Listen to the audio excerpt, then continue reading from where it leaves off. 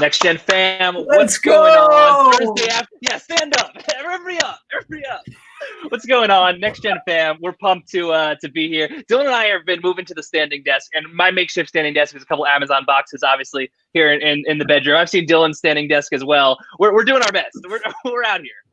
It's quarantine. Everything goes. I think I've got a couple tissue boxes here right now. Sadly, not going to be standing today. Although we did find out Dylan Smith, previous Live with Next Gen HQ guest, was standing during the interview. That is confirmed. On the treadmill, too. On the walking treadmill while he was on live. No wonder he was able to drop so much knowledge. We're pumped to have you all here. We have the most incredible guest joining us. Before we get to, I cannot even begin to describe how incredible Amanda is. Dylan, who is like on your mind right now? We have a lot of people that are going to be joining this. Who do we got to give some special love and thanks to? Going to start out first and foremost with the birthday boy himself, Rich Keller, the Catalyst. Happy birthday. He was on Next Gen HQ right here live with us previously. It's his birthday today. Hop in the comments. Let him know. Send him some love. My heart's with you, Rich. Shout out Grandma Rose. I know you are watching this, Grandma. Much love to you. We appreciate your support. Shout out to a new Next Gen team member joining today. Dylan, tell us the news.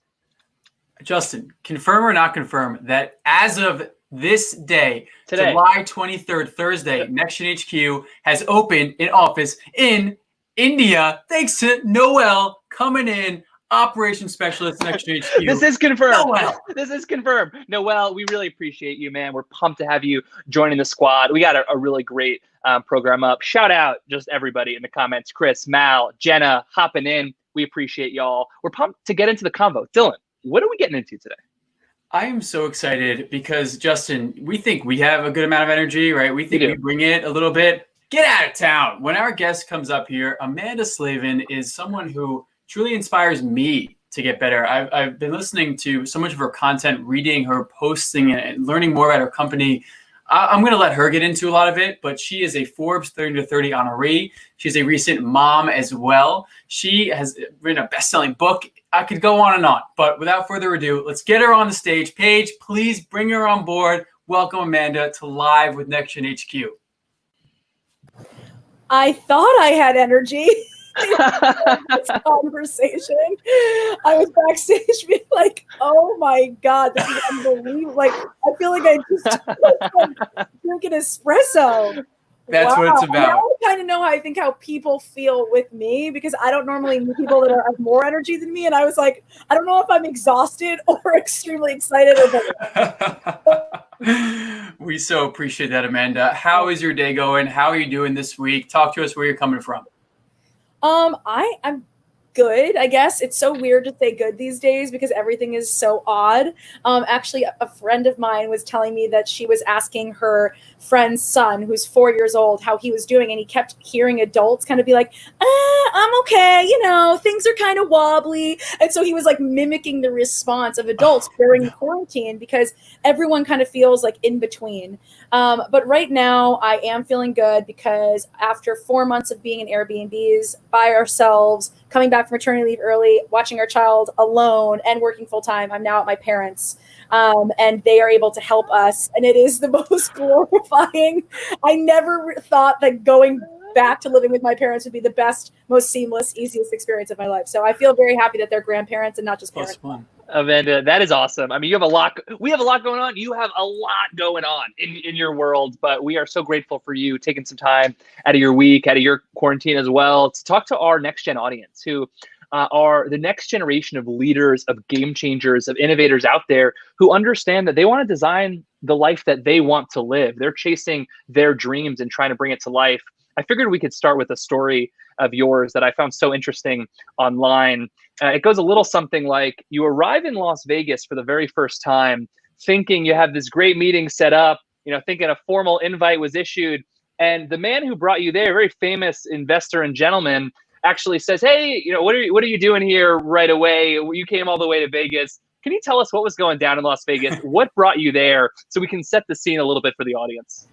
I think when people hear Vegas and gentlemen, they're like, what is she doing? What happens in Vegas? Yeah, what was happening? So when I was in my early 20s, my background is giving background will provide why I was even meeting this person in the first place. So I have a master's in education. I was a teacher. And while I was getting that master's, I was also throwing parties on the side to be able to kind of make money in New York City. So I was in school in Connecticut, would come home on the weekends, throw parties, go back. I was kind of living two lives. So by the time I graduated, I ended up in hospitality and nightlife, opening restaurants, felt a little bit dead inside. And so I ended up, because I was a teacher, it felt like I was so far off from where I started.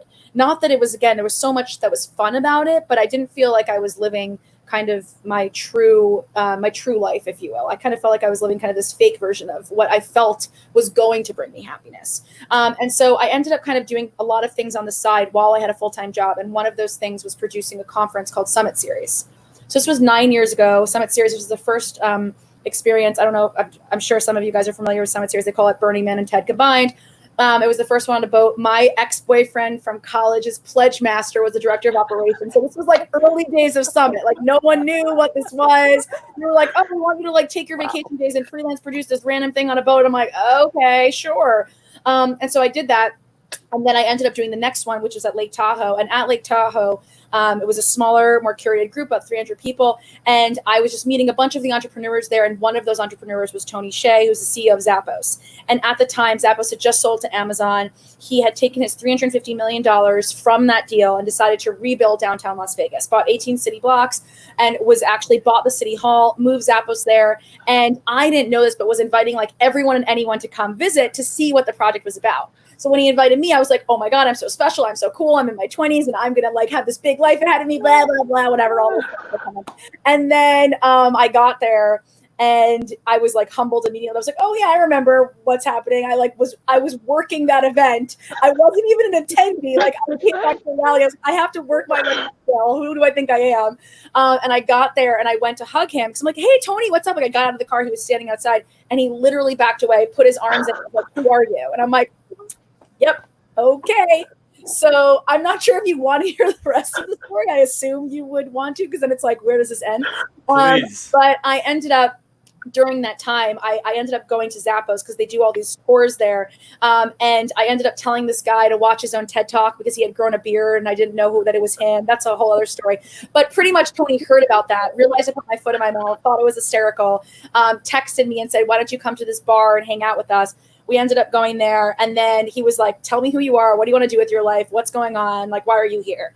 And I was like, well, I'm in education. I understand engagement. This is what I wrote my thesis on. And then I understand branding, marketing, and experiences. I believe by combining the two, we can really make a difference in the world. And it's almost like being able to cheesy covered broccoli. Like when you were a kid, you didn't want to eat broccoli, so your parents put cheese on, at least mine did. It's like changing the way people learn through marketing experiences and branding. And so he said, okay, well, let's have lunch tomorrow. I stayed up all night, read his books. I didn't know anything about him. Had lunch with him the next day. He's like, why don't you do this in Las Vegas? I was like, I live in New York City, no way. And then 6 months later, through a business plan with Sharpies and a notebook, I ended up starting a company with him. We were one of the first investments out of quite a few. And now 8 years later, we have a full agency that has worked with lots of brands. And I wrote a book based on that framework. So yes, it was a crazy experience, all because I said yes to a weird event based on a connection from when I was 17 years old. Amanda, this is unbelievable. Cut the live. You are hilarious. This is I could just laugh and listen all day. Look at our comments. Matthew Curtis, wow. Remy, this is great. Andrew, I love this. Emma, this is too great. Incredible. You are a hoot. We appreciate you tremendously sharing that. But I got to ask, take us back to the Amanda who arrives in Vegas. You're thinking you got a meeting with the head honcho, this multimillionaire, huge business tycoon.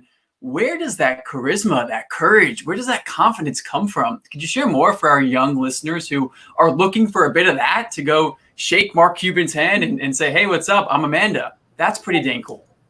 Yeah, it's something that I will say that I think that it's ingrained in me, but I think there are also ways to embrace it. So I would say both of those things, because a lot of people are introverted and might not feel super comfortable doing that, but I will give tips on, I think, how to do it in a different way. And I'm not really sure of the audience, so I'll give a few stories, but, I think this audience will embrace it. So one of the things I will say is, I'm going to say something that a camp counselor told me when I was little, and we were going to meet the Yankees, the celebrity, all of like the entire team. And I was like, oh my God, we're meeting the Yankees. I'm not even a baseball fan. I'm not even a Yankees fan. They were just celebrities. And I thought it was really cool. And she said, everybody poops. And I've never shared that story publicly.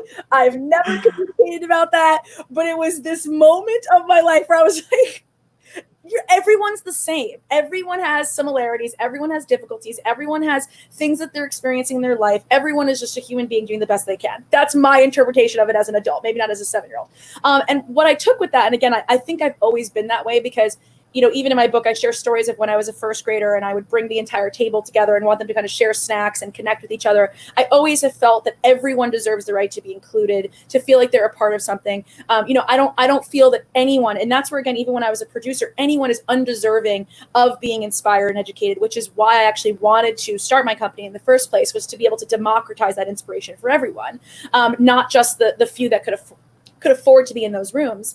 But what I would also say is when I was in the hospitality industry, and I was also, prior to that, I was a waitress and I was a camp counselor. And I also did a voice for cartoon characters as nursery school cartoon characters. And I worked at a phone-a-thon and worked at Entertainment Tonight. And I have so many crazy jobs. But what that did is it really changed the way that I looked at people across the board, because I had so many different experiences, this huge amount of experiences with all different types of individuals. And I learned to be able to talk to anyone and everyone, whether it was, you know, in the hospitality industry, we worked with a lot of famous people, a lot of very, very well-known entrepreneurs, very successful individuals. But the people that were actually closest to me that helped me along the way were the busboys. I mean, I couldn't do my job without the busboys, because they were, as I was doing large-scale experiences for, you know, Harley Davidson and Marquis Jets, it was Marquis Jets at the time, they were the ones moving furniture with me while I was in 6-inch heels. And they were the ones like making sure to stay late after to, you know, ensure that the customers were happy. And so in those moments, and again, as a teacher, the last thing I'll say is, when you're a teacher and you're around children,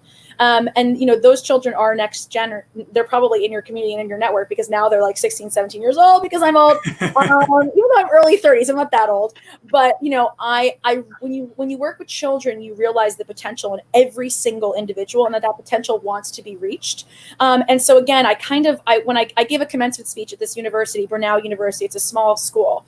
And when I was there, Jack Welch was there. And I just kind of like, I was kind of about to go on. I was like, oh, nice to meet you, Jack Welch. Hey, what's up? Like, shook his hand. I'm like, you might know my business partner, whatever. And the dean of the university was like, what is going on? And I'm like, busboys and billionaires, they're all the same. Everybody poops. So that is the end of Love that. You know, I think and the last thing I'll say is with Tony, you know, I was really humble. I make like a joke, like, oh, I thought I was kind of going to make it. But I was producing that event. And I've always, you know, my mom just actually shared a quote with me from The Rock: be hardworking, humble, and hungry. That's what she lives by, my mom. And I really like that, because that's what I've always felt is I want to be of service to the people that I work with. I want to be able to be part of something bigger than myself. I want to be able to inspire. And it's not about me. It's never actually about me. It's about how can I utilize this connection to make the world better in some capacity? How can I utilize this connection to make that person feel better about themselves in some capacity? And when you operate from that place, it never feels inauthentic. It never feels disingenuous, and it never feels like transactional. So that would be my guidance, if you will. Amanda, your story is dope. Love. I just have to say it. Dylan and I are like electrified right now, because you are giving us the real scoop of you were doing a lot of things, trying to find yourself, trying to get in the right room, putting yourself out there. What we say is you've gotten the game. The thing that holds so many people back in our audience, we ask every conference, how many of you want to be entrepreneurs? How many of you want to do your thing? And every hand goes up. Well, why are you not there? And then there's always, you know, some excuse we give ourselves. And it seems like you had a confidence of maybe not having it all figured out, but a confidence that I need to take the next step. You mentioned your mom, and this is where I want to go from here. I mean, Dylan and I as parents have been an integral part of our entrepreneurial journey. First conference we ever hosted 5-6 years ago, nobody was coming. Our parents were coming, and they volunteered, ran registration. And until about 3 years later, that was the team. For us, when you were going through this whole thing, you know, you were doing a lot of different jobs, looking for yourself. Did you have the confidence because of yourself? Was it the support system around you, or were there other voices who you were nervous about maybe trying to say, hey, I'm not figuring it all out right now? Yeah, my parents were not, they were like, what are you doing? You went to school to be a teacher. You have a master's in education. What's going on? Like, why are you in hospitality? What is that going to lead to? Now you're going to Vegas. What is that going to lead to? Like, so they were always kind of confused, but they knew that I was kind of a bigger, they couldn't control me. They said, like, even when I was a little tiny baby and they put me in a car seat coming from the hospital, I screamed at the top of my lungs because I could never be restrained. So again, a lot of this is my personality, but I do think for no matter what, for no matter who, a lot of this can be, again, embraced. So I don't want it to be like a situation where I think a lot of entrepreneurs get to where they want to go and they're like, it's just me and things just came in my lap. That's not the case for me at all. I worked so unbelievably hard. I said yes to so many free things. I put myself in so many different rooms that I didn't belong in. And then again, I really just said, how can I be of service? How can I be of service? So the reason, again, why I even was at Summit was prior to that, I was throwing these events and I was just like hustling hard, like, selling New Year's tickets and like promoting when I was 20 years old, like driving around collecting cash from people for New Year's because there was no Venmo. And I gained, I got the attention of this guy, Perry, who ran Summit. He was like, what's up? You're a hustler. Like you do good work. Okay, now come work for this. And the reason why I ended up meeting Tony actually is because in between those two summits, I had to ask myself, again, how could I be of service and of value? And so I started donating one of our restaurants every single week to a different charity. I created something called Charity Connector. It was a nonprofit event series, donated all of the profits to different charities, worked with 200 nonprofits. And so by the next summit, I knew so many people because I had worked with so many people and just given back to so many people. So I was really kind of in the room, in the space, feeling super comfortable and confident because I had given back to so many, didn't ask for anything in return.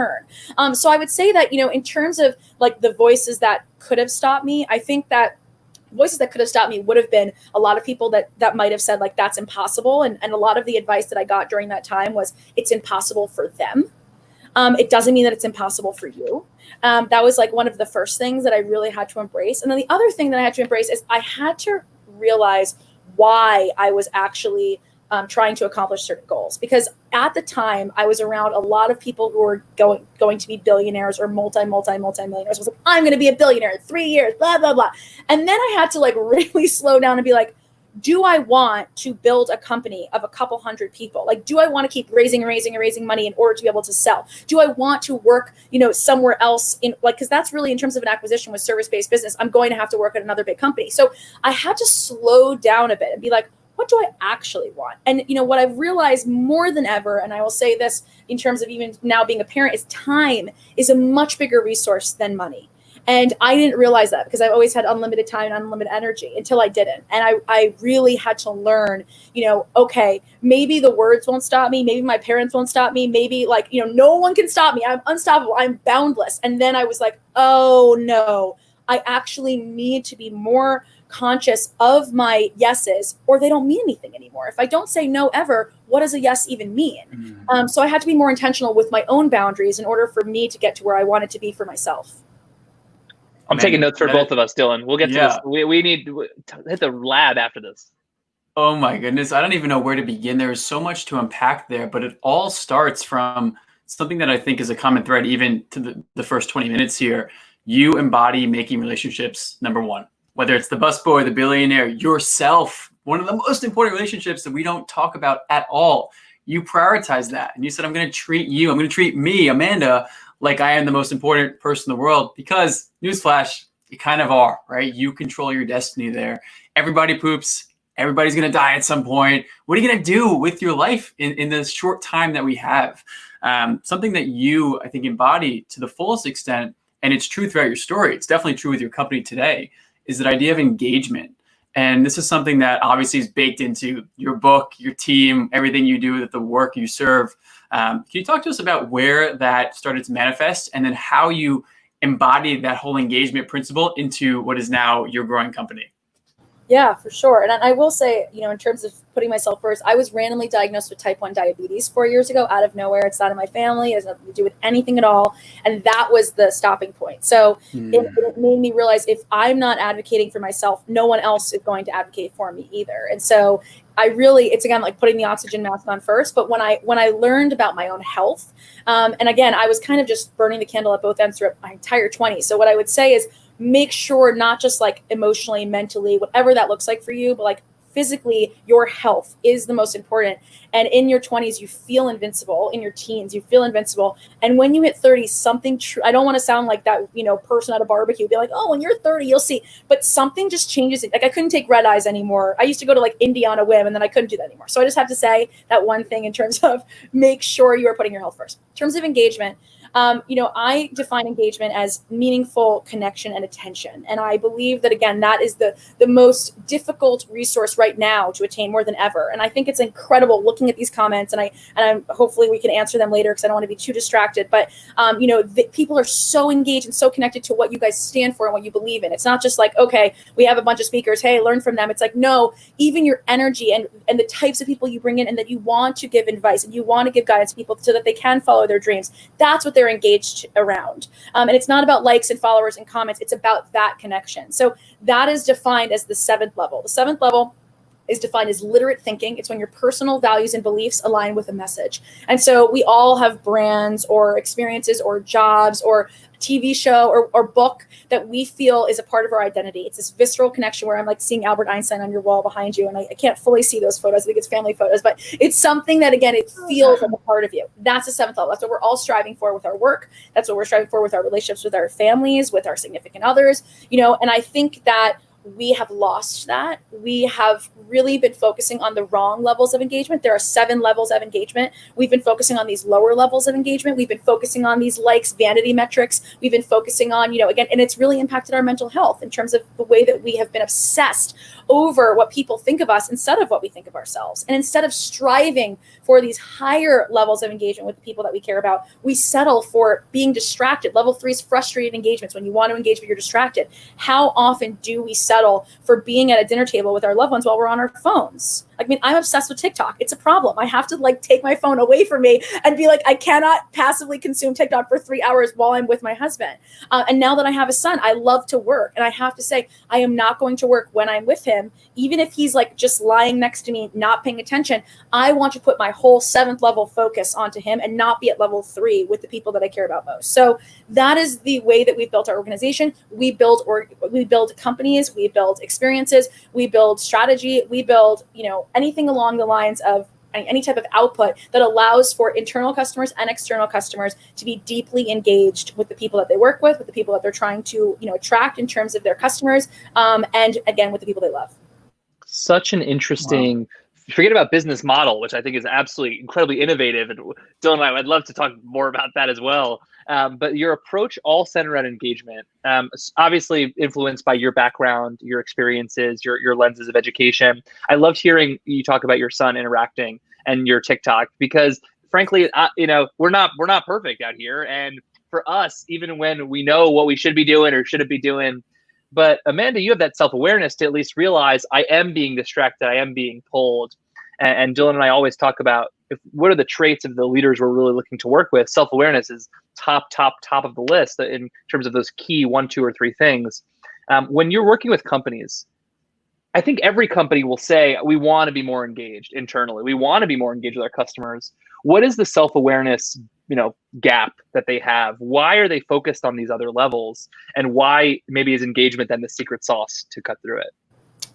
Such great questions. I'm so impressed with this experience. I've done so many of these things, and I'm really, really impressed. Shout out Paige, Rachel, Emma, Jenna, everybody who goes into this. Really, I can see that it's really well thought out and very intentional. When we, so we started as an agency. So we started with these experiences, as I was saying about democratizing inspiration. We started with these experiences in downtown Las Vegas called Catalyst Weeks and Creative Weeks. And we would bring a lot of speakers from Summit, from TED.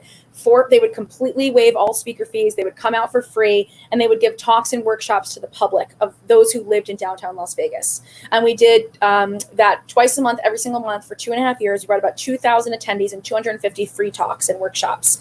And from that and it was our own experience. We did all the event marketing and production, curation, programming, content, every single aspect of it. And so people would come to those experiences. They'd be like, how do you do that for us? This feels different. And it was all around this humbling experience where it wasn't about what you do, but who you are. And people would leave and they'd be like, oh my God, I met my husband or wife or business partner. Or, they just felt really deeply connected to each other because we kind of took away all of the name tags and Gary Vaynerchuk said something a long time ago at Summit. It was the first Summit event. And he said, I'm sure I could curse, but whatever. He was like, don't effing look at my name tag because you don't know who I'm going to be in 10 years and you don't know who I know and you don't know what I'm up to. And I mean, Gary Vee is Gary Vee, but at the time he wasn't even it was 9 years ago. And I was like, this guy's crazy.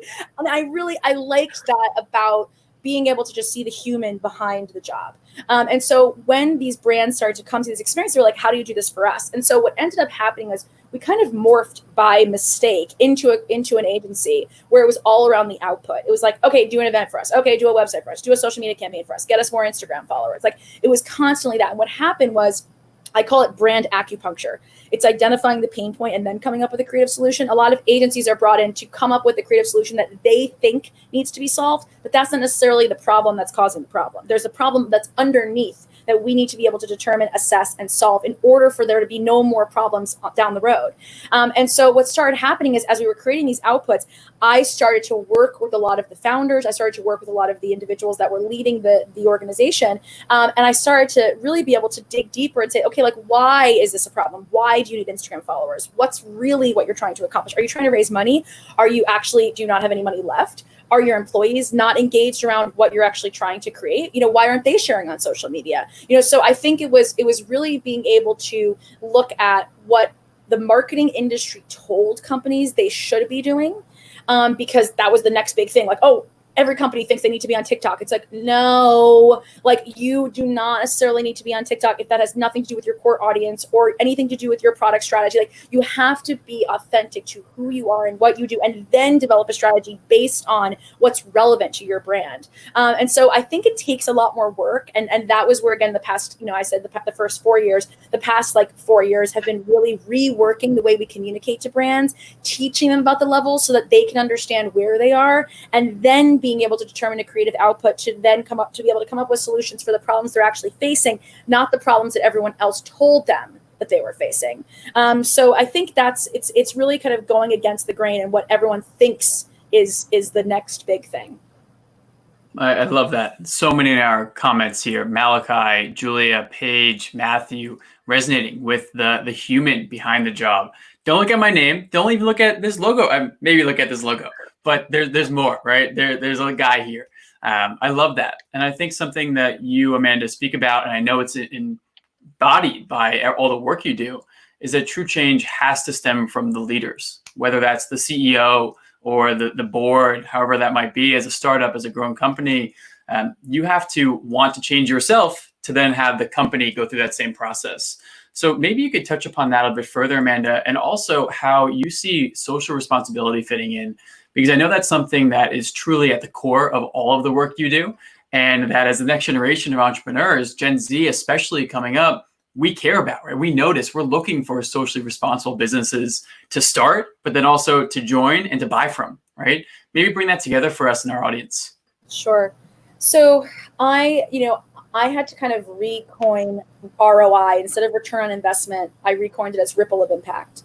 And I felt that, just because you are a business doesn't mean that you can't also do good. They're not mutually exclusive.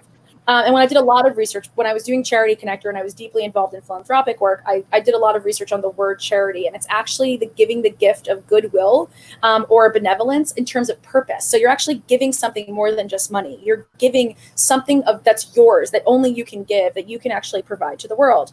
And it's changed for a lot of other reasons. That's a whole other talk in terms of why we give money. But I do believe that every single person has a gift within themselves to be able to solve a problem within the world. And I gave a talk a long time ago about this called the 3 Ps, which was this idea of finding your passion, then solving a world problem, and then making money, making profit. And that's how you can actually start a business. And if you can't figure out all those three Ps, maybe there's someone that's already built a business that you can contribute to in terms of that passion. But a lot of entrepreneurs think, I have a passion, so I'm going to start a business.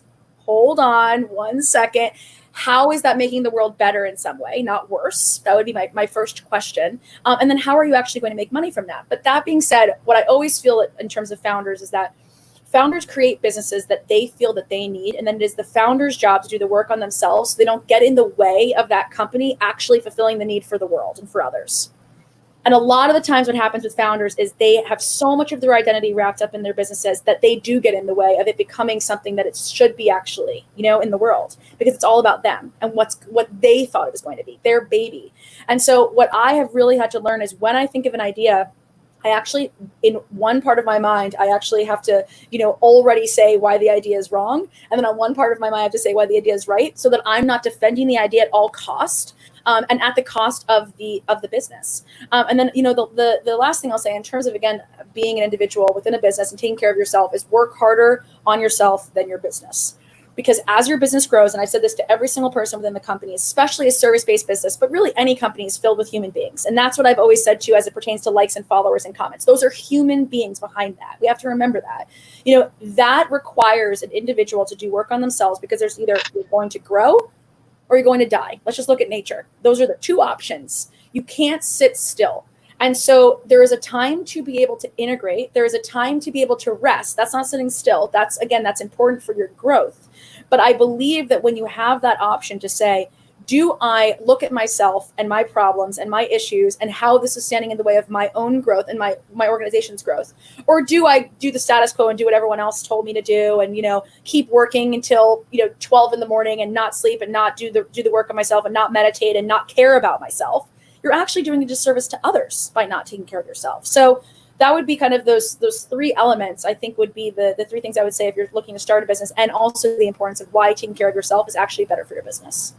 Amanda, thank you so much for sharing that. And I think why it's really clearly resonating, shout out Steve in the audience, what's going on, is because most people are outward in. They're thinking, all right, what's the market like? What's the opportunity we can go? How does that align? Okay, maybe piece together the dots and then tell the nice story. And you're saying, F that, okay? It starts inside. How can I be the best person I can be? Where am I aligned? And then after that, are those dots aligned? Good business model, good profit. Can I build a team? Et cetera, et cetera. And as I think this is really fitting as we're now into the fourth quarter of this interview here, work-life balance is so clear that it's becoming up, because if it starts with you, taking care of you is key. And as we joked about at the beginning, new mom in quarantine, business growing while trying to manage a team, while trying to manage a family, a lot going on.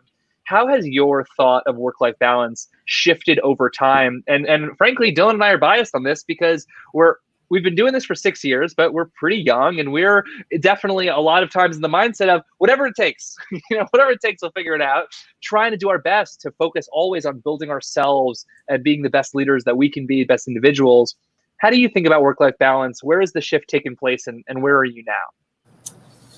So I do have to respond, because you say so many great things in a sentence, and again, I'm not used to people. We're challenging you. So I just have to respond to the first half of that, which is starting with yourself. And we have something that's in the book, and we have an actual template online where you could do it yourself, and it's designing your own 7th level statement. So the 7th level, literate thinking, personal values and beliefs align. Before you can connect with others from that place, you have to know what you stand for, what your personal values and beliefs are.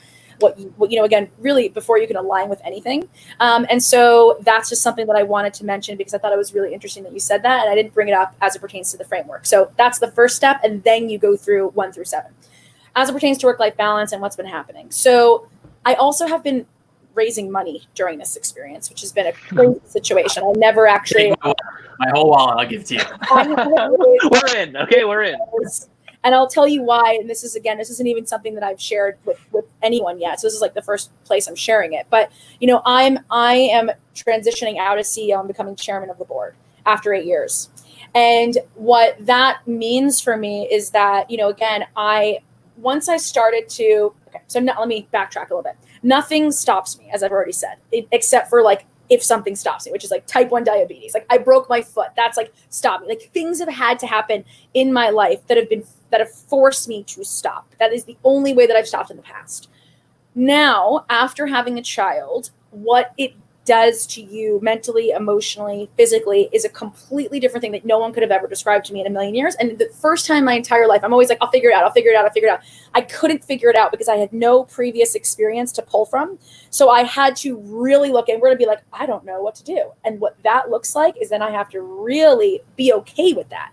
I have to be okay with not knowing what to do. I have to ask others that have experienced this before. And I have to then, again, slowly and be gentle with myself, determine how to get to that next place. So what I've learned from having a child is that boundaries are everything. Everything.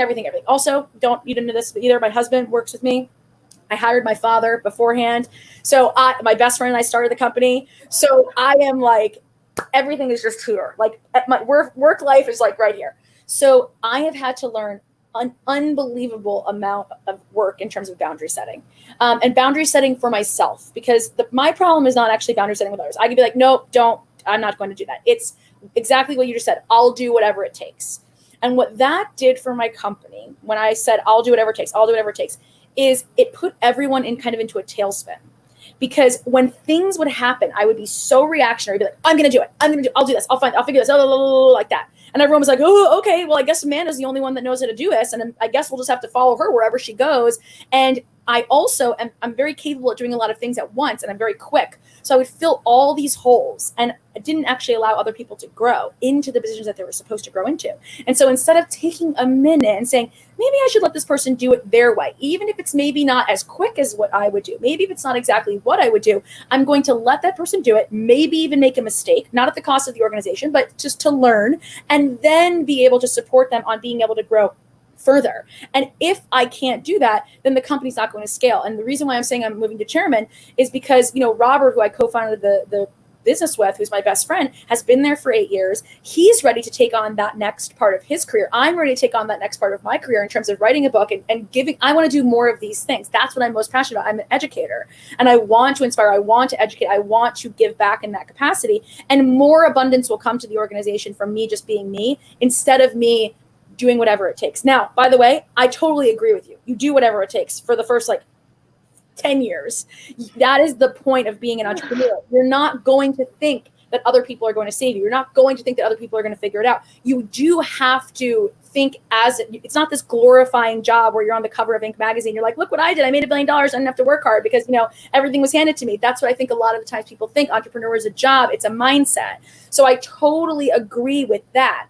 But to what end? To what means? And making sure that it's not just you doing whatever it takes. It's a shared effort that everyone knows their role in doing whatever it takes. And it's not you having to do it all, because that's not sustainable. It's not going to let anything grow.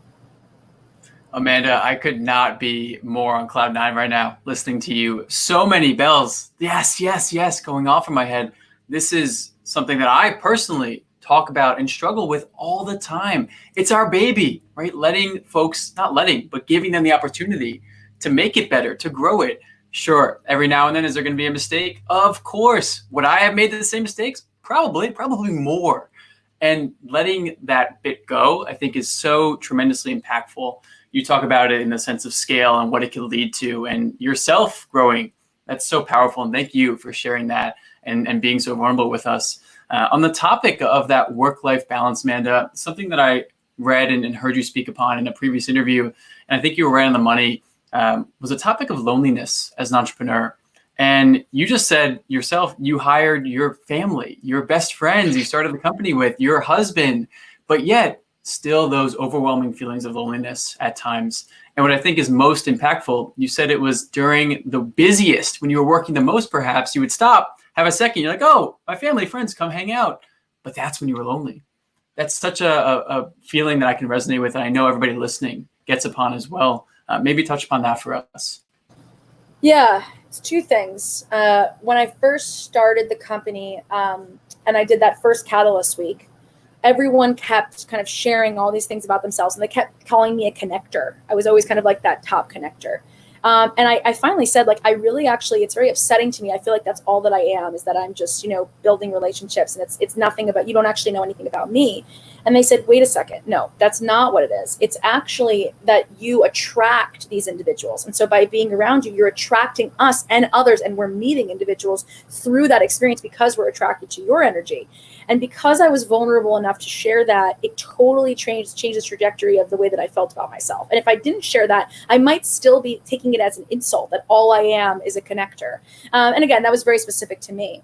In terms of being lonely, there was a great article about, being lonely at the top. And I actually think that surrounding yourself with people that you care about in terms of work is sometimes really difficult, but I wouldn't have done it any other way, because you are the 5 people that you spend the most time with. And I wanted to spend time with people that I cared about. But what it does is it's, again, all around boundaries. I didn't know where the relationship with work started and the relationship with friendships ended. Now, not even if you don't work with your friends, when you first start your company, the people that are going to support you are your family and your friends. So a lot of the clients were people that I had known before, that the people that trusted me personally. And so it was all kind of blended together. And I really needed to figure out what was mine versus what was everyone else's, because I give so much of myself away in order for the company to be successful. Because again, it's been a huge part of my identity. So what I had to really ask myself is, how do I feel? How do I feel? And I went to this great acupuncturist who talked to me about how people, experiences, things either make you expand or contract. And that has been something that I've really been living by, the past few years, is this idea of what makes me feel bigger, what makes me feel good, what makes me feel like I'm contracting. And it's not personal. It's not about anyone else. It's about myself and me within those experiences. And then what do I do about it? And again, it's really about slowing down. Like, I am quick. And again, as you can see, I even slowing down my words. I try. It's very hard for me. But when you slow down and you ask yourself, even just doing an inventory at the end of every day, at the end of every week, how do I feel?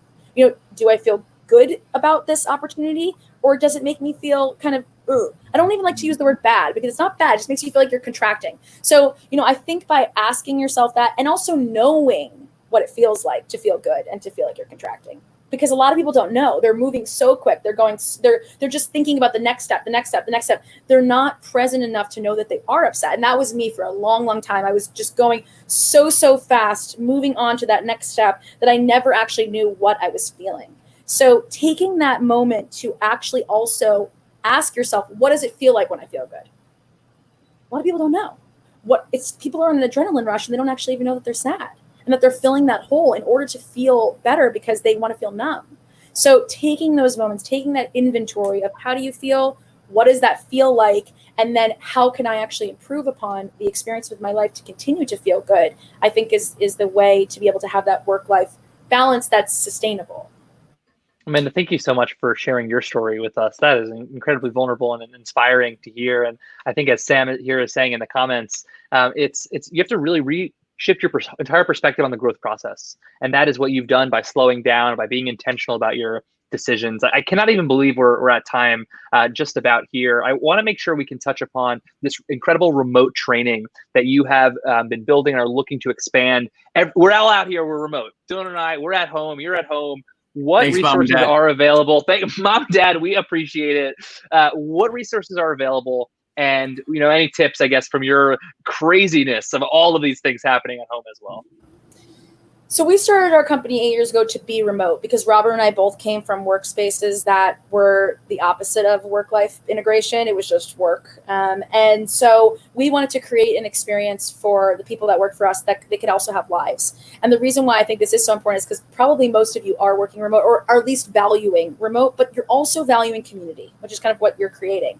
So I think there does need to be this really delicate balance of not just assuming that when you're working remote, it's about productivity. It's how are you? I don't know. My husband made me watch. He's turned me into like the biggest dork of all time. Like, first it started with Star Wars, then Marvel, then Lord of the Rings. Then he got me into Game of Thrones. And then we just watched Mythic Quest on Apple TV. I don't know if you know what that is. Anyway, it's about a video game from Sunny in Philadelphia. It's hysterical. The last episode, they do a quarantine episode, which I've not seen any TV show do.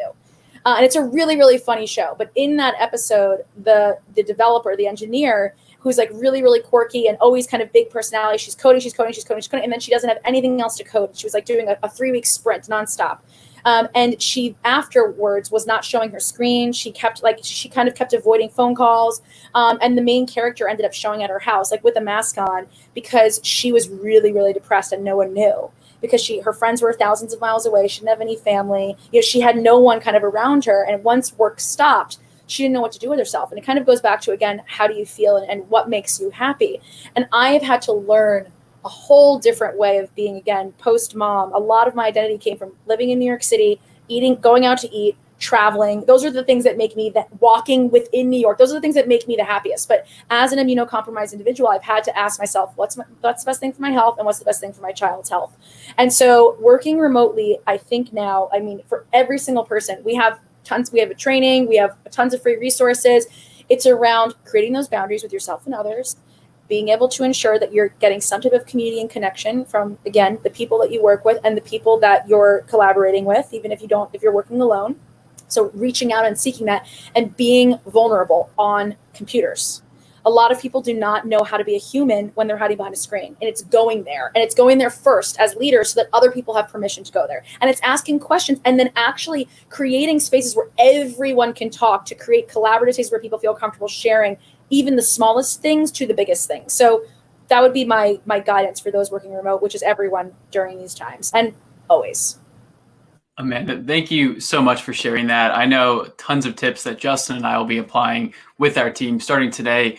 I'm going to be in touch with you because you're my new best friend, but how can our audience also reach out to you? Where can they find you on social? We're going to put the link in the comments to an incredible guide that you and your team have put out that Forbes was covering, I believe, last week. But if they want to connect with you, Amanda, maybe ask a follow-up and continue learning from everything you're doing, where can our audience reach out?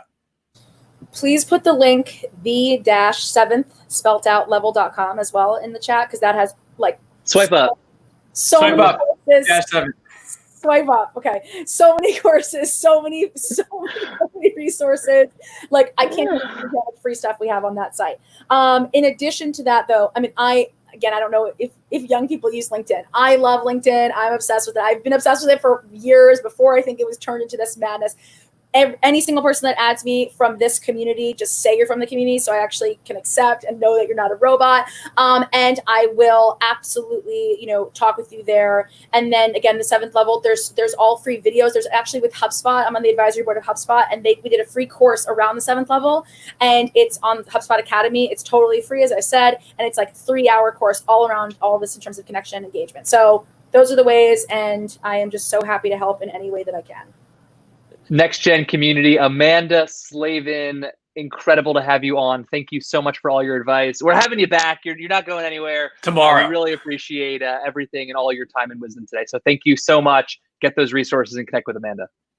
Thank you, Amanda. Thank you. Lock it down, man. Wow. I think we could.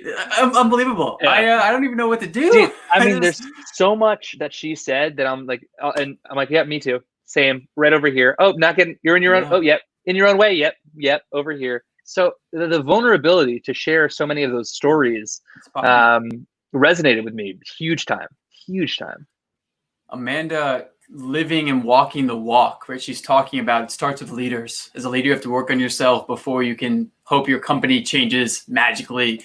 Everything she's saying is, I don't want to say more relevant because it's always relevant, but extremely relevant right now. For everyone out there who's building day one, early stage, you have to bake these things in from the start. So when you hit it big and you are selling Zappos to Amazon for hundreds of millions of dollars, it's inherently in the DNA across the company. That's what it's about. That was dope. We got to end. You said it live. You said it. There Amanda you go. Was awesome.